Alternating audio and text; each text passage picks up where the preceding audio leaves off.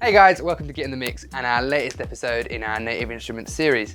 In today's episode, we're going to be taking a look at how to build a track and incorporate a recording on the Maschine MK3.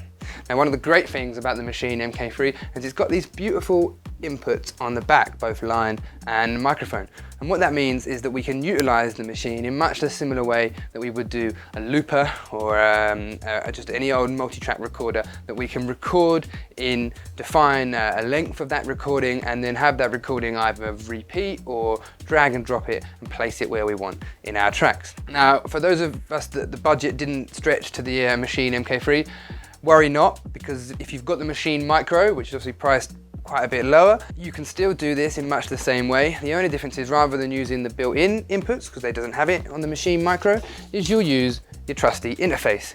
We've set this up in much the same way you would if you were routing audio to your monitors or anything like that, and you plug it all in and you can just pop your inputs in there and record that directly into Maschine.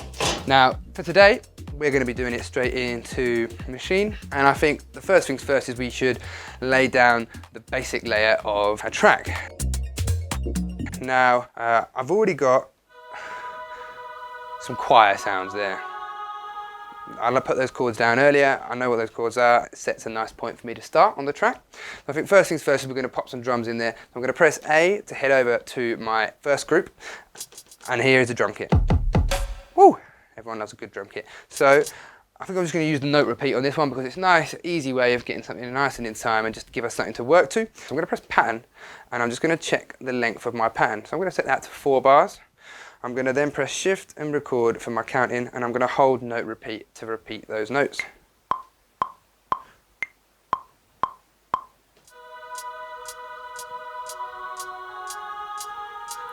And we can see on the screen there that that's following it along nicely. And there we go, that's in there for us. Now I think it'd be nice to have some other hi-hats in there, so again I'll hold note repeat. So for this time we'll switch that onto 1/16. It's a nice sound there. So again I'm going to shift and record for my counting.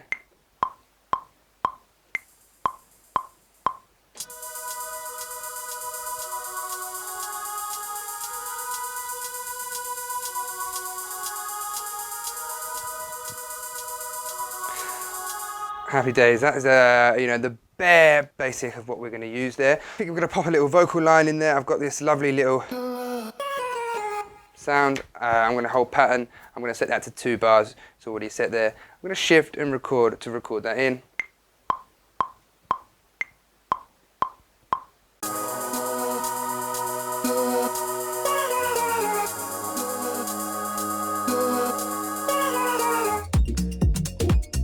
So now we've got that vocal in there, that's a nice little line. I think it'd be good to add some more chords on top to thicken that up. So you might notice that this is a bass sound. I've got a nice little low end there. However, what I did notice is that when we were using the other end of the keyboard, it's got a nice roady element to it, and it's quite lush and it's just nice. I like that. So what I'm going to do is we are going to shift and record to record that in, but first quickly check my pattern. It's already 4 bars there, so that's absolutely fine. Shift and record.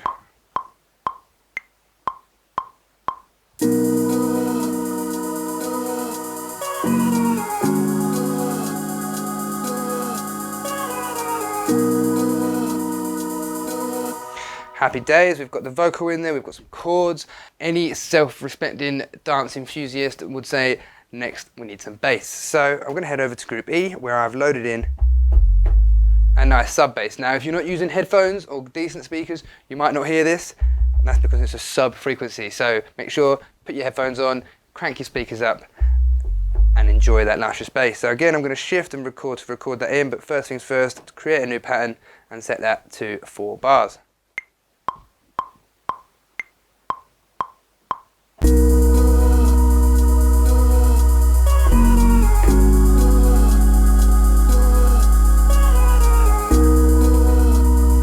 And it's as simple as that. Now we've got the bare basics for a track, and we can really start taking it our project from there. So let's just listen through that once through. We'll press the restart loop to play that from the beginning.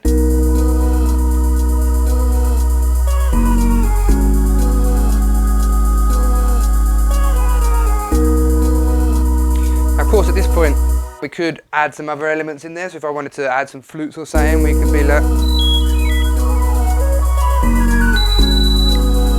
But for now, I think we'll focus on the recording. In Maschine, when we want to record, we simply have to open up a fresh group. Now I've got one here, I've labelled it recording, so it's all ready to go for us. Now, if we move over to the laptop here and we head over to Maschine and to Preferences, under Audio, you can see here that we've got the Maschine MK3 selected as our input and output device. So it means it's going to take an input from our line inputs there. Now to record in, I simply have to click on a blank space. So in this case, I'm going to go for the first one. And again, back to the laptop, you'll notice here that we have an input monitor. Now next to that, we've got a start button, which initiates the recording. And we've got a grayed out cancel button that when you're in the recording can stop it. Now if you look to the bottom here, we've got input and it asks for us for a source and an input. Now in this case, we're going to be using an external source as a mono, which is directly into our line input. It's going to be a guitar, which is a mono signal anyway. Now we can look over here to recording mode. Now I've got it on loop. Now what loop is going to do is, as I said earlier, it's going to act in much the same way as a looper on like a looper pedal or a box of some kind, and it's going to record a take for us, and then that's going to keep looping that over the top. We can of course at any point record a second take, and that option there is just by selecting target and take. And in the middle here we've got the length of the recording that we want to set, and I want our recording to be the same length as the rest of our track, so it's going to be 4 bars, and we've got the option to turn the monitor on or off, and what that means is so that we can hear it as we're recording. So one of the other recording modes that we've got here is sync. Now what sync does is every time it records a new take, it will load it into a new blank section for us so that we can then easily switch between the two and incorporate whichever one we'd like into our track. And finally, the final recording mode for us to look at is, oh, I don't want to open the bloody downloads. For us to look at is pattern. Now when we load pattern in, rather than taking separate takes, it puts each of those takes onto a pattern on our pattern selector. So again, makes it really easy for switching between the two, doing slight variations of a track or a section of a track, and then choosing them later on for when you kind of finally put together that track. Now, what we're going to use for our recording is a guitar. So I'm going to pop down to take, and I'm going to leave that on loop mode. Now, I will use this point to point out how we start a recording. So when we've got a loop playing like that, we simply head to this button here, and we can see there on the screen it's labelled start. Now what that does is it starts the recording. However, you might notice on the screen here it says waiting. Now what waiting means is it's waiting for the beginning of the next 4 bars before our recording starts. So in this case, as soon as I press restart, that's the 4 bars starting from the beginning, and it's going to start recording instantly. It's then going to stop recording at the end of that 4 bars, and we can then put another one in simply by using our start and cancel again, and it will take a new take for us. So if I press record, you can see there that the stop button the start button hasn't activated until we press stop to stop that recording. Now, for our recording, I'm going to use my trusted session musician. Hi. Right, let's plug you in. Got our nice jack cable, and we're going to go straight in to the left input on that line. Now when Danny plays, just plays a little chord, we can see we've got a nice level of monitoring input on there.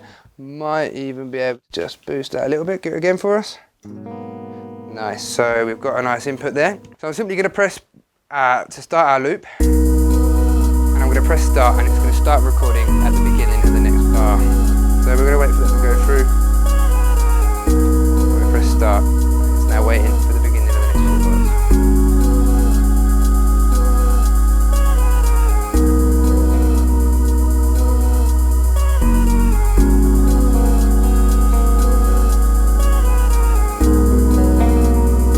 Now that's recorded one layer in for us. Now that's a nice little chord layer. However, it might be nice for us to put another little layer over the top. So we simply head over to another blank square, and we do much the same again. So I'm going to restart the loop. And you can hear Danny playing in the background there already. We'll press start, and at the beginning of this 4 bars, ready for you to noodle in.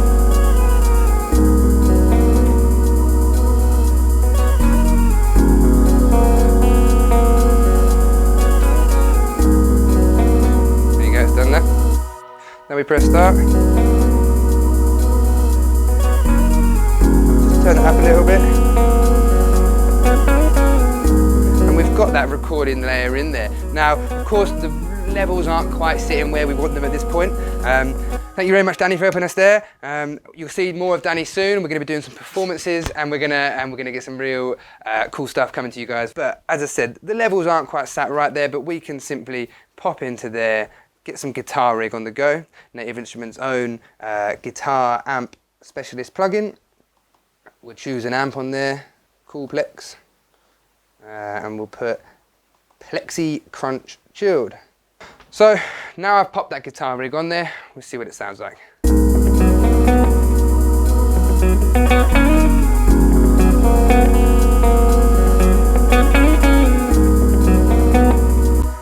That's a nice sound, it sits nicely. Of course the levels aren't perfect, but we'll get there, and that's what the next element of working on a track is all about, to get into the nitty-gritties of how it sounds.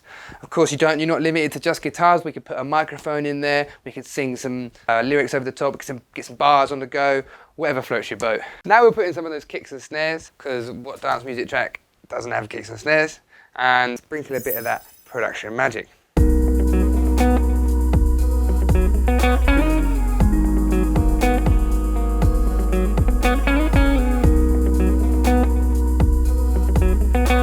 Thank you very much, guys, for watching today. As always, like if you like, dislike if you dislike. Chuck us a comment in the comments if you've got any questions or any suggestions. And as always, get in the mix.